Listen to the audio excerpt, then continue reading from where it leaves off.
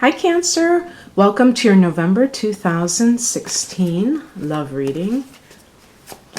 I'm sticking with my typical spread. I tried to do something else and I just wasn't feeling it, and I think if it ain't broke, don't fix it, right? So going back to the original method.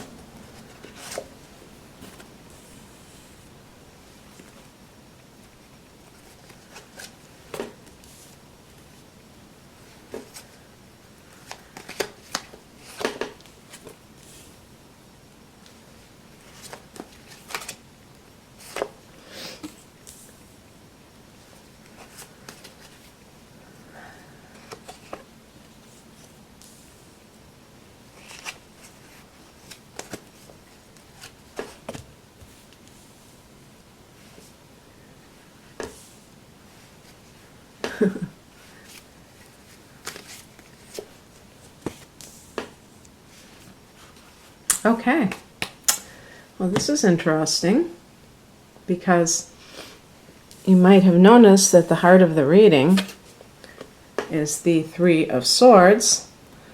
So that's one of those cards that is pretty self-explanatory in a love reading because it deals with what?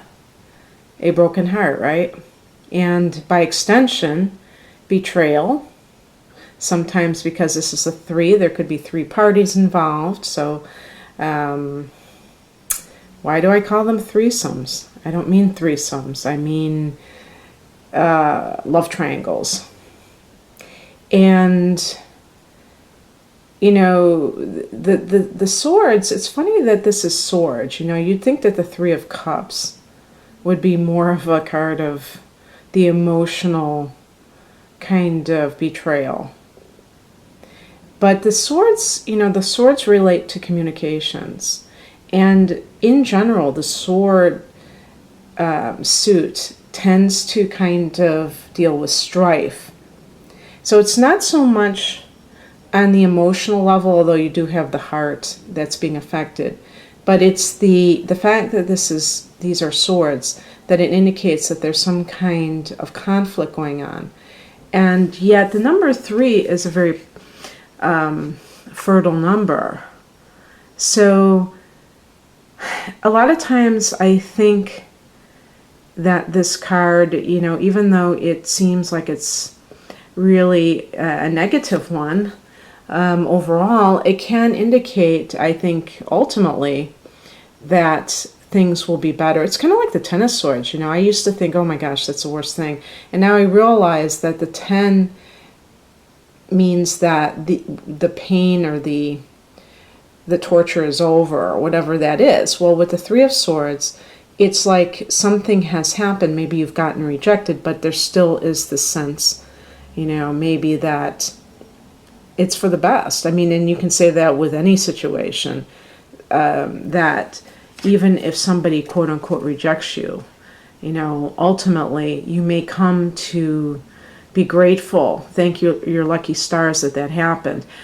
So this is a card where you may feel like somebody rejected you, that they don't love you anymore. And, you know, of course, this can be, they may not have actually rejected you. They may have cheated on you, and you may have perceived that as rejection. But it's the reason that this is an interesting spread is because for the past position, which may have kind of pointed out what transpired, we have the Nine of Cups, which is a very, very positive card. Now, I have read, it said that this man is smug, and I'm actually thinking more of the Rider-Waite instead of this Morgan Greer deck. But this is like, it can be too much of a good thing. So there can be a self-indulgent aspect to it, but in general, it's just something of having something that you have wanted fulfilled, your wish fulfillment. And so how can we go from this to this? Well, you know, as I say, with self-indulgence, it could be that there was something that you thought was the ultimate, and it turned out to be, you know, as they say, like fool's gold. You know, all that glitters isn't gold. And you thought that it was. You thought that you had this golden opportunity. Could have been with somebody associated with the cup. So it could have been a Cancer, which happens to be your sign, a fellow Cancer, or Scorpio or Pisces.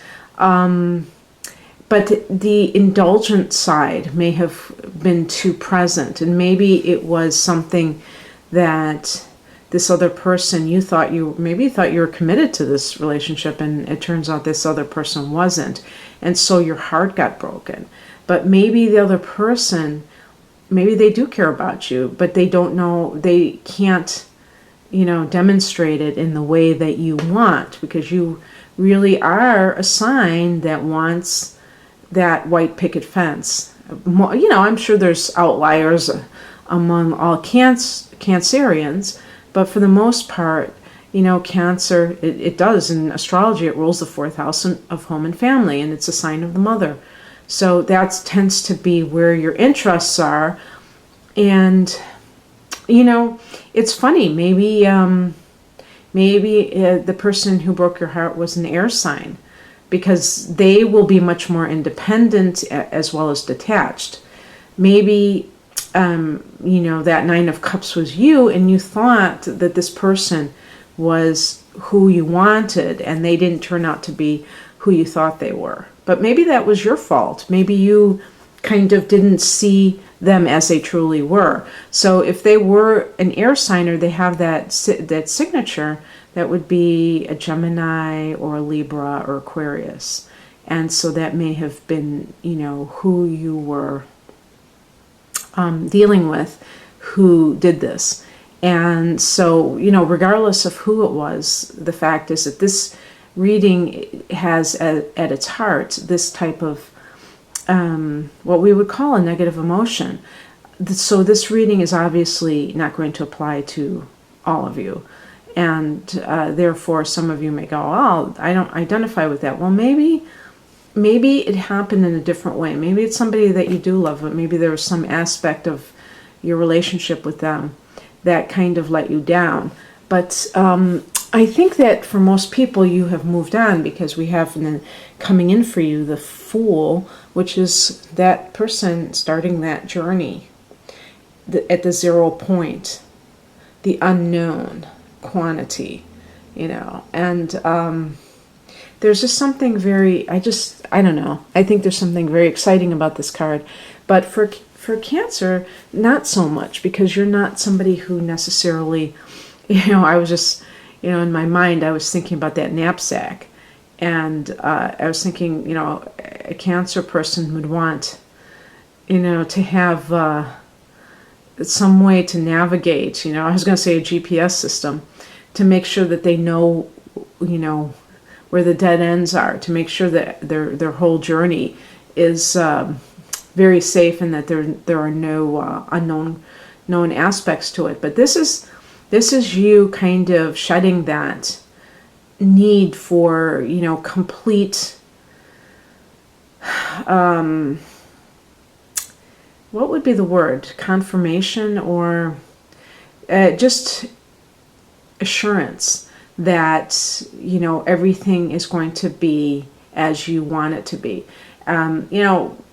That's kind of what makes life fun, isn't it? To not know everything in advance. And the Fool isn't concerned about that, isn't concerned about where they're going. They just want to be on that journey. And when it comes to love, it's something that is a journey, because you can start out at one point and end up in a different place. It's like, even with this path, we have something that maybe made you feel really good, and then you ended up feeling really badly afterwards. The higher perspective, the spiritual perspective of this situation is represented by the Hermit. So, looking within for illumination, not necessarily calling people up and telling them that this person is such a sleazebag, and that you can hardly believe that they did you like that.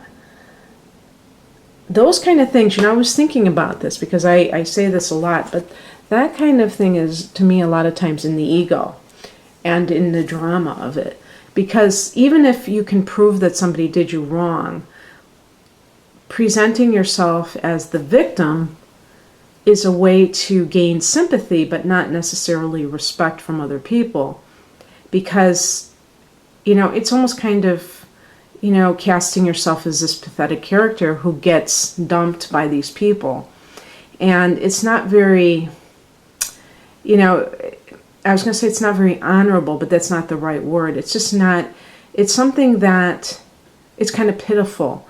I'm not saying that a person who does that is pitiful, but it creates that sense of needing to be pitied or being pitied. And, I think personally in my own life, I think, I don't want to be pitied by other people.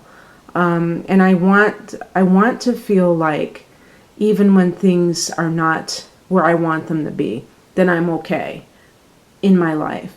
And any thoughts to the contrary, I don't want to broadcast them, because I don't think it makes me look good and puts me in a good light. And I just don't think it serves any positive purpose. So that's something to consider as well. It's like you have a choice. You can expend energy outwards by talking about your tale of woe, or you can go within and say, okay, what did I bring to this situation? What can I learn from this situation? And leaving the victimhood out of it. Because even if it's true that somebody really, really screwed you over, it doesn't change anything. It happened.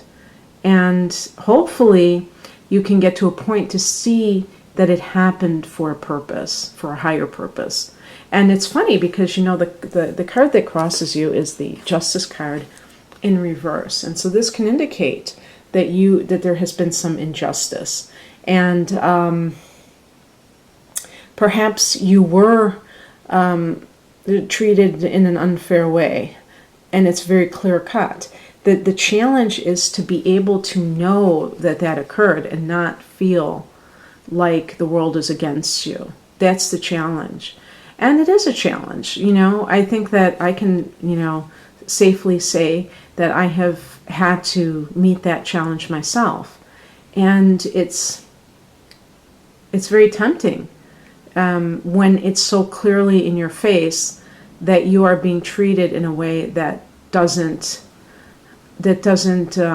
you didn't deserve to be treated. I mean, relatively so, because we don't really know the totality of the experience. We don't know about any past life connections that may, or just a higher self. Maybe your higher self volunteered to experience an injustice to help you expand in some way. We really don't know why things happen when they are so imbalanced. But what we can do is we can transmute it. And sometimes when there's an injustice, you have to stand up for yourself. There's no question.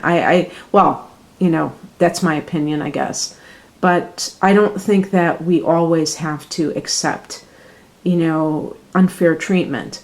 But when you accompany that with self-pity, that pits you against yourself. That makes you feel like you are disempowered.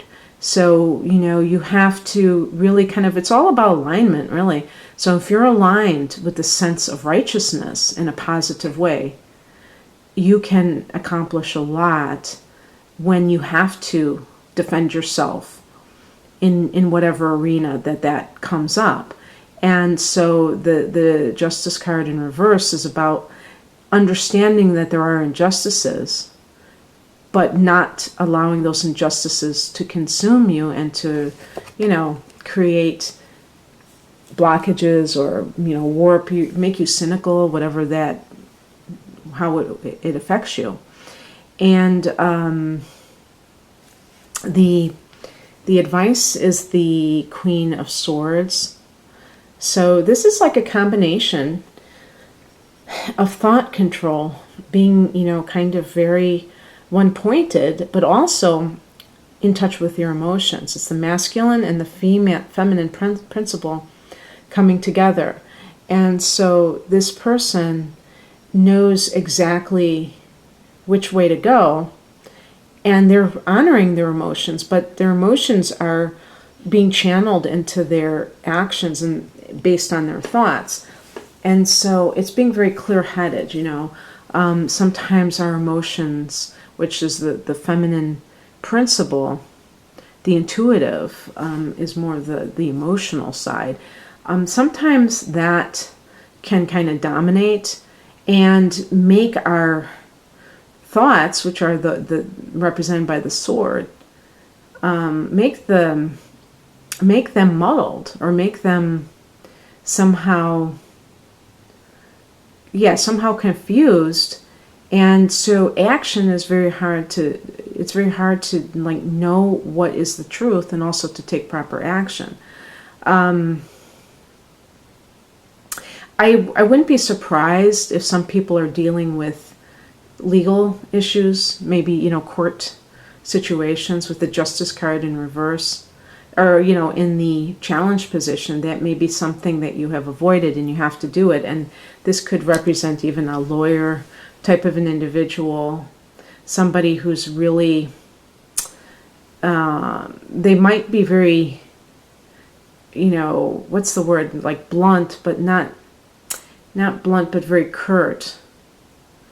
And, and blunt also, but very sharp mentally. And that may be also what you have to be, because this is kind of like the antithesis of you being a swords, and you being water. You tend to be very dreamy and impressionable. And so your sympathies can kind of shift. You can go from, it can be very hard for you to take action when it comes to a personal decision, like having to separate from somebody, for instance, because even if you feel that you were treated unfairly, you can still have, if you have emotions for that person, then it's going to be very hard for you to truly break away. And the other thing about this is that it could be also that you see things as they are now. Maybe before you were seeing what you wanted to see. And maybe who knows, maybe you overlooked or glossed over some kind of behavior that somebody had. And now you realize that that was a sign that they were doing whatever.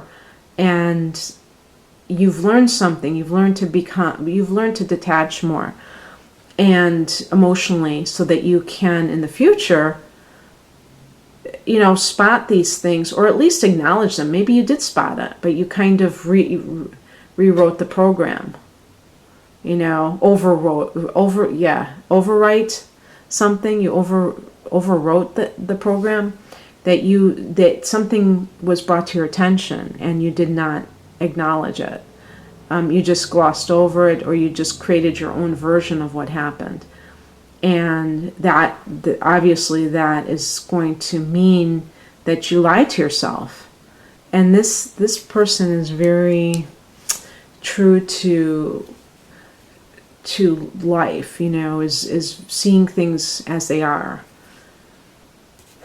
And this also makes me think that there could be some kind of a legal thing, because this is the Four of Pentacles. This is one of those cards of estates, or people managing in an estate, money, and so but this is it's in the upright. It's somebody who's a very good manager of money.